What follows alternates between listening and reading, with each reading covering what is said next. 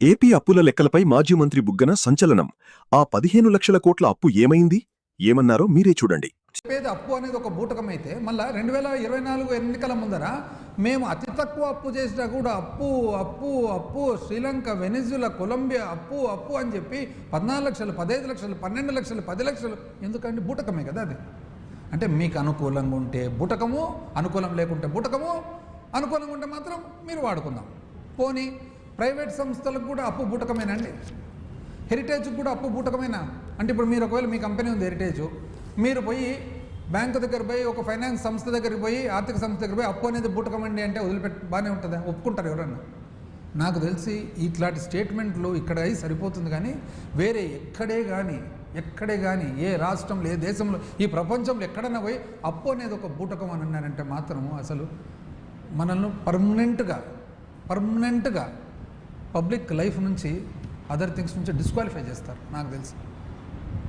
పోనీ ఆ అప్పు కూడా ఎందుకు మీరు అట్లా అంటున్నారని చూద్దాం ఒకసారి.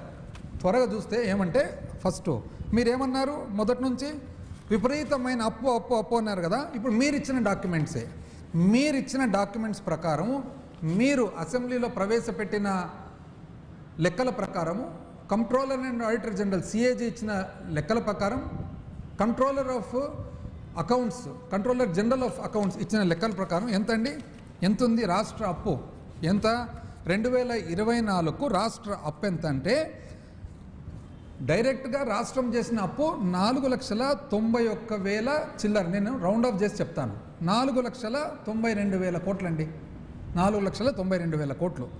గ్యారెంటీలు ఇచ్చిన అప్పులు వచ్చేసి 1,55,000 కోట్లు. రౌండ్ ఆఫ్ ఫిగర్ 1,55,000 కోట్లు. రెండు కలిపితే 6,47,000 కోట్లు. 6,47,000 కోట్లు. ఒకవేళ కరెంటు డిపార్ట్మెంట్కు సంబంధించిన కూడా కలుపుకుంటే, కరెంటు డిపార్ట్మెంట్ వాస్తవానికి 2014-19లో వాళ్ళు చేసిన అప్పు మేము దిద్దినాం కొద్దిగా, అది కలిపితే కూడా ఎంత వస్తుందంటే 7,22,000 కోట్లు. రౌండ్ ఆఫ్ ఫిగర్ సగటుగా 7,22,000 కోట్లు. అంటే మేము దిగిపోయే నాటికి 7,22,000 కోట్లు అండి. 7,22,000 కోట్లలో మీరు చేసిన అప్పు ఎంత అంటే, మీరు చేసిన అప్పు అనుకోండి, మీకు ఆనవాయితీగా వచ్చినది అనుకోండి ఎంత? 3,90,000 కోట్లు. అంటే మా హయాంలో చేసిన అప్పు 3,31,000 చిలుకు కోట్లు. 3,30,000 కోట్లు, 31,000 కోట్లు. దాన్ని అప్పు 5, 6, 7, 10, 12 ఇష్టాంతరానికి నోటికి ఏది వస్తే అది ఎంత అధ్వానమైనది చూడండి. చివరకు అసలు మీరు అన్నారు కదా ఫిజికల్ డెఫిసిట్ అంటే ఒక బూటకం అని. ఎందుకు అంటున్నారు బూటకం అని అంటే చెప్తా. ఎందుకు మీరు అంటున్నారంటే 2019-20లో మా హయాంలో ఫిజికల్ డెఫిసిట్ మీరు ఏదైతే బూటకం అని అన్నారో రౌండ్ ఆఫ్ ఫిగర్స్ చెప్తానండి. 39,500 కోట్లు. 2021లో 55,000 కోట్లు. ఎందుకు? కోవిడ్ సంవత్సరం కాబట్టి. 21-22లో 25,000 కోట్లు. 22-23లో 52,500 కోట్లు.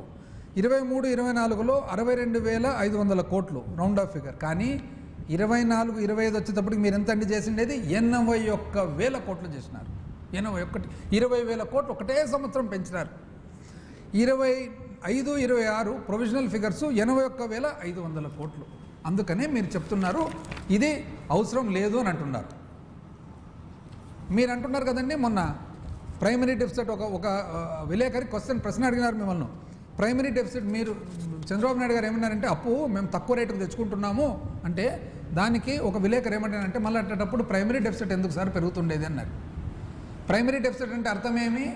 ఏదైతే మనకు ఫిజికల్ డెఫిసిట్ వస్తుందో అంటే మొత్తం మీద మనకు ఆర్థికంగా డబ్బులు తక్కువ పడతాయో, ఏదైతే అప్పు చేయక తప్పదో అందులో వడ్డీ తీసేస్తే ప్రైమరీ డెఫిసిట్ అంటారు. అంటే ప్రైమరీ డెఫిసిట్ ఎంతండి? సగటుగా మా 5 సంవత్సరాలు అప్పులో వడ్డీ భాగం తీసేస్తే సగటుగా 24,000 కోట్లు. సంవత్సరానికి 24,000 కోట్లు ప్రైమరీ డెఫిసిట్ సగటుగా మా హయాంలో, జగన్మోహన్ రెడ్డి గారి హయాంలో. మీరు వచ్చిన తర్వాత ఈ 2 సంవత్సరాలు ఎంతండి? ఇంచుమించు 47,000 కోట్లు. అంటే ఎక్కడ 24,000 కోట్లు, ఎక్కడ 40. అందుకనే మీరు చెప్తున్నారు ప్రైమరీ డెఫిసిట్, ఫిజికల్ డెఫిసిట్, ఆర్థిక లోటు ఇవన్నీ కూడా ఒక బూటకం అని. ఎందుకంటున్నారంటే మీకు సూట్ కాలే కాబట్టి అది ఒక బూటకం.